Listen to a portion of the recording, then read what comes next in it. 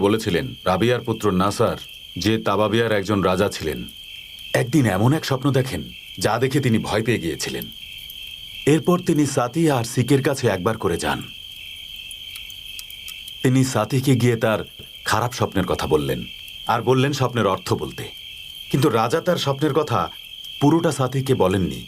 তখন সাথী তাকে বললেন, আপনি স্বপ্নে আগুনের ফুলকি দেখেছেন যা অন্ধকার থেকে আসছে এবং তিহামার ভূমিতে গিয়ে পড়ছে, আর সবাই সেখান থেকে তা তুলে তুলে খাচ্ছে। খুবই ভয়ঙ্কর স্বপ্ন। রাজা তখন বললেন, আপনি একদম ঠিক বলেছেন। এখন আমাকে বলুন এই স্বপ্নের অর্থ কি সাথী? তখন সাথী বললেন, একদল ইথিওপিয়ানরা এখানে এসে পৌঁছাবে এবং আবিয়ান ও জিরাসের মাঝখানের ভূমি দখল করবে এবং তারাই শাসন করবে। আর তারপর রাজা তাকে বললেন, আমাকে এবার বলুন এটা কখন হতে চলেছে?